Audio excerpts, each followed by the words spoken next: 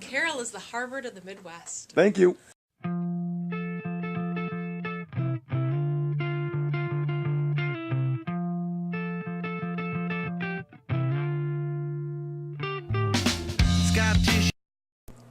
Alright, so my computer has some very poor sound quality as far as the microphone goes. So you're going to be looking at me for probably a lot of this explanation of the video. But this is going to be just a journey into our CCE down to at Tucson, Arizona, and the border towns, and everything about illegal immigration. So without any further ado, let's jump in. The ticket thing and you have to Alright, so if we travel by car, it's a day. If we travel by bike, it's 6 days. If we walk, it's 22 days. And if we take public transportation, we won't get there. CCE. So I don't want this to be some kind of video where it's just like pictures and just my voice. So I'm going to try breaking this up as best as I can. I think a lot of the videos I have really do their best at capturing the atmosphere and the kind of the air that was in the group. So I think it'll do a good job of representing it. But basically what happened was about 5 days out in border links in Tucson, Arizona. The first day was about all travel. That was Sunday night, and we ended up leaving Friday afternoonish. But Sunday was all travel, and it was all fun. So let's start with that, and then we'll work into what Border Links was.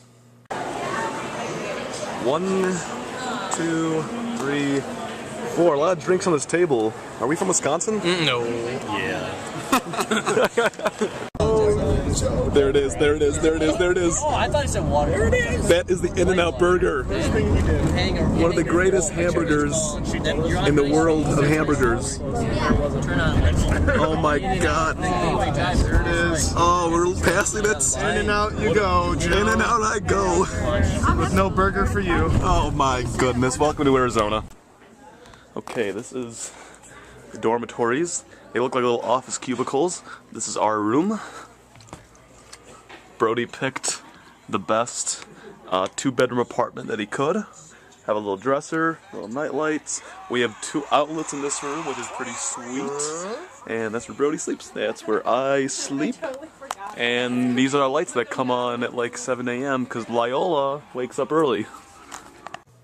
So what are my initial views of immigration? Illegal immigration, I'm going to call it that. Because that's what I define it as. It's illegally entering a country, so I'm going to call it illegal immigration. What do I think of it? My initial viewpoints, we need more border security, we need stiffer laws, we need stricter rules. It's more along the lines of border security, but as well I think initially I didn't focus so much on the visas and the bureaucracy covering it. So, I mean, those were my main viewpoints, yeah. We are in Arivaca. Arivaca. We're in Arivaca. Arivaca. We are in Arivaca. It's kind of cool. It's warm. It's really warm. I love it.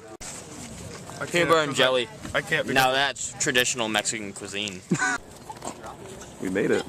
This is the wall. No, slowly walk away. Slowly walk away before I had anybody know me. I officially have one hand in Mexico now. I've made it.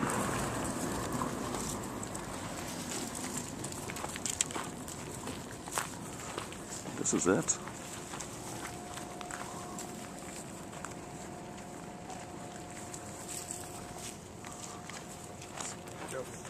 So how did my views change? Well, I think they did change in a few ways. I do think we need to strengthen the wall. Anyone you ask in Arizona says the wall is useless unless it's maintained. So I think if we maintain the wall and don't leave it in, at least keep it consistent and patrol it and maintain it, I think it would definitely help reduce the amount of deaths in the desert and the amount of people illegally entering the country. So that's one way it changed. The other way it changed was just the court system. just how they mentioned how backlogged the government is trying to process visas and citizenship. That's a little wacky. There could be some more efficient ways to process visas, I think. I mean, someone mentioned there were still visas from the 90s still being processed, and that's a shame. Also, in the courthouses, it's efficient the way they're kind of railroading these guys through, like 5 people at a time. That's efficient. However, the judge made a remark about one guy who was there at least 6 or 7 times in that courthouse because he just kept coming back in, and she just like scolded him and said, the U.S. doesn't want you here, don't come back. And that's not very effective. That's not very effective at all. So I think that goes back to my initial comment of we need to strengthen the border to keep them out initially, because not only will it'll keep these illegal immigrants out, but it'll cut down on the deaths in the desert. I'm gonna make my own. You know, I don't know why I wouldn't go half-ass on it. That's it. That's the wall. In all its glory. But you gotta understand though, like, these kids have been here forever, but they just know it. Like, that's all they know. I think some of the biggest things that I learned from this trip, first of all, just the courthouse, just how they really process these guys. That's incredible. I mean, you can't learn about that in a classroom. So seeing it up close and seeing how many repeat offenders are in the country, that's interesting, and just seeing kind of like the slap on the wrist these guys get, and they just get dropped off the border and they run right back in. So that was interesting to see that happen up close. The wall was also pretty cool, I'd say. It splits a town in half. So it's wild. It's interesting. I mean, the wall's big. It's big. You think it's this big gray concrete wall, but it's not. It's just a bunch of steel in the ground. That was interesting, to say the least. So, I mean, those are 2 big things that I really liked seeing, that I really think helped me get a better knowledge of what the immigration situation is right now with the border. So those 2 things, those definitely helped. Gate 33.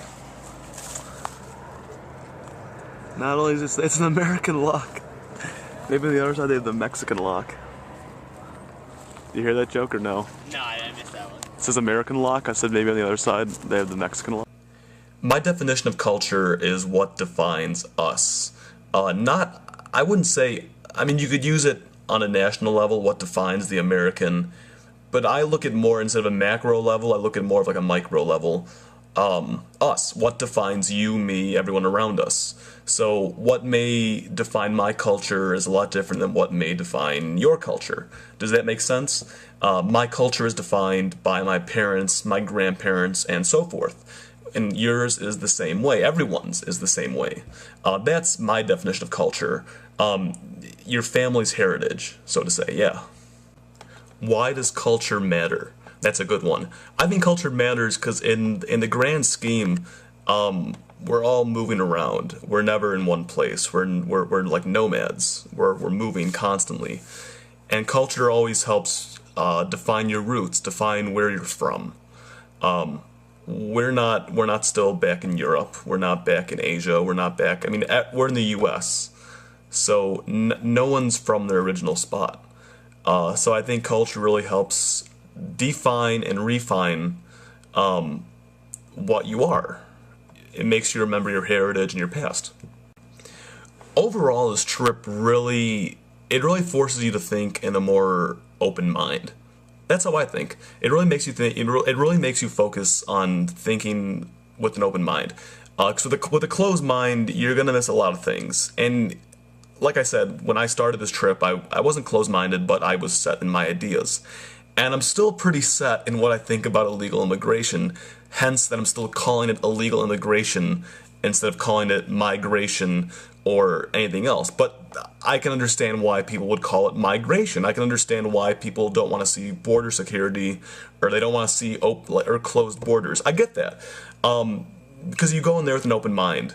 And I think that's the lesson of this trip. If I'm really going to broaden this whole thing up, it's looking at things with an open mind. And as soon as you look at things with an open mind, you're going to get a better perspective of it. Yes, I still think we should build a bigger border. Or not a bigger border, I think we should strengthen our border. I still think that. But at the same time, I also think we could definitely reform our visa process, get more visas out, get more work visas out, and definitely make the bureaucracy of all this immigration a lot more efficient. So, naturally, my opinions and my ideas haven't been moved that much, but they have been moved a little. And I think that's all a result of an open mind.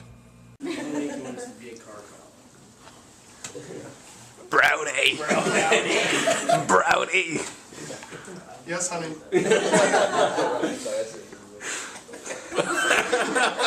Well, I don't eat my casseroles anymore, Brownie.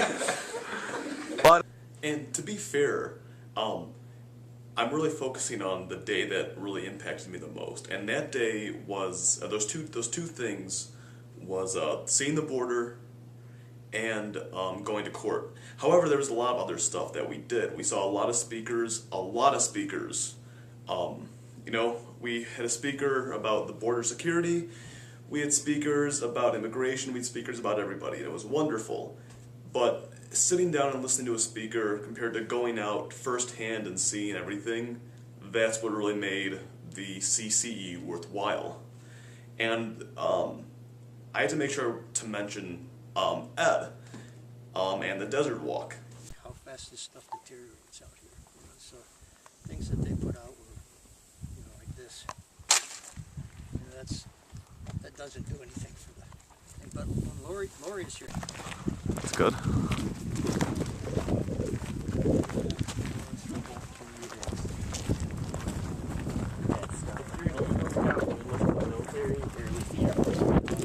Now, like, I can give everybody titles, but basically Ed was just this old guy who helped put water and food out on these migrant trails for the immigrants crossing over the desert so they didn't die.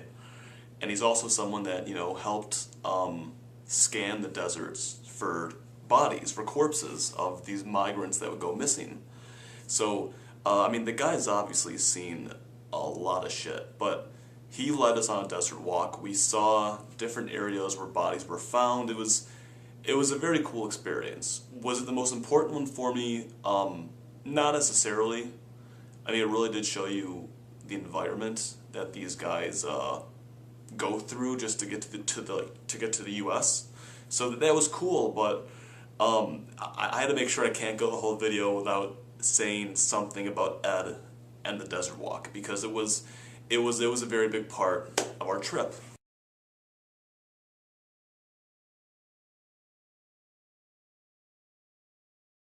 Okay, so I'm probably running out of time on this video, and I know I am. I'm probably going to break the limit here, but overall the CCE was fantastic. The days that we were moving, walking around, seeing things was incredible.